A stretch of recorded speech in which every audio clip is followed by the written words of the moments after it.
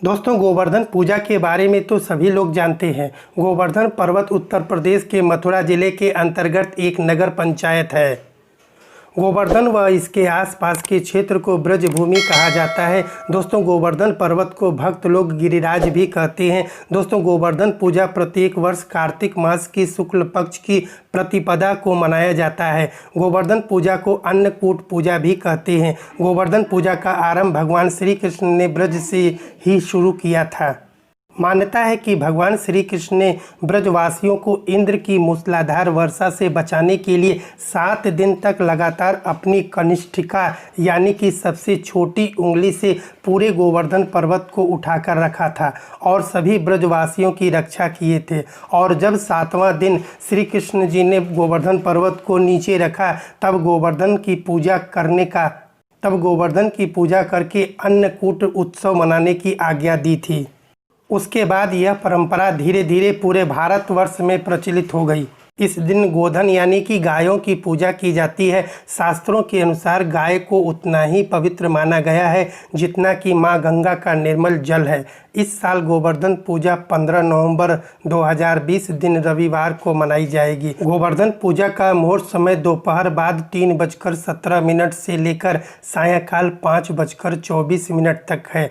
प्रतिपदा तिथि की प्रारंभ 15 नवंबर 2020 दिन रविवार को प्रातःकाल 10:36 और प्रतिपदा तिथि समापन 16 नवंबर 2020 दिन सोमवार प्रातःकाल 7 बजे तक है। गोवर्धन पूजा के दिन प्रातःकाल शरीर पर तेल की मालिश करके स्नान करने की प्राचीन परंपरा है। तो चलिए अब जानने चलते हैं पूजन विधि। इस दिन हिंदू धर्म के मानने वाले लोग अपने घर के आंगन या द्वार पर गाय के गोबर से गोवर्धन जी को लेटे हुए पुरुष के रूप में बनाए जाते हैं और उनके नाभि के स्थान पर एक दीपक रखा जाता है। इस दीपक में दूध, दही, गंगा जल, शहद तथा बतासा आदि पूजा करते समय डाल दिया जाता है। पूजा के बाद गोवर्धन जी की 7 परिक्रमा लगाते हैं और उनकी जयकारा लगाया जाता है। परिक्रमा करते समय हाथ में लिए हुए लोटे से जल गिराते हुए जौ बोते हुए परिक्रमा की जाती है। गोवर्धन पूजा के मौके पर मंदिरों में अन्नकूट का आयोजन किया जाता है। अन्नकूट यानी कि कई प्रकार के अन्न का मिश्रण जिसे विशेष रूप से बाजरे की खिचड़ी बनाई जाती है। इस दिन भगवान श्री कृष्ण को अच्छा भोजन कहने का मतलब 56 भोग बनाकर लगाया जाता है। दोस्तों, अब हम आपको बताते हैं गोवर्धन की कथा।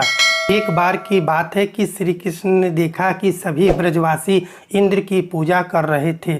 जब उन्होंने अपनी माँ को भी इंद्र भगवान की पूजा करते हुए देखा तो श्री कृष्ण ने पूछा कि लोग इंद्र की पूजा क्यों करते हैं। तो श्री कृष्ण को बताया गया कि इंद्र भगवान वर्षा करते हैं, इससे अन्न की पैदावार होती है और हमारी गायों को चारा भी मिलता है। तब श्री कृष्ण ने कहा कि यदि ऐसा है तो सबको गोवर्धन पर्वत की पूजा करनी चाहिए क्योंकि हमारी गायें तो वहीं पर चरती हैं। उनकी बात मानकर सभी ब्रजवासी इंद्र भगवान की जगह पर गोवर्धन पर्वत की पूजा करने लगे।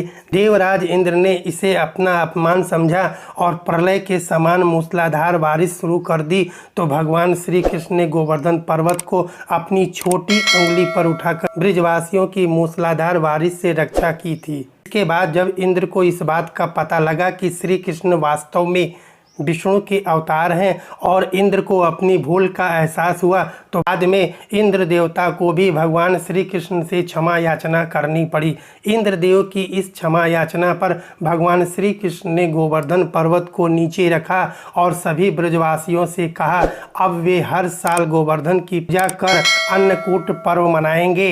इसी समय से ही यह पर्व गोवर्धन के रूप में मनाया जाता है।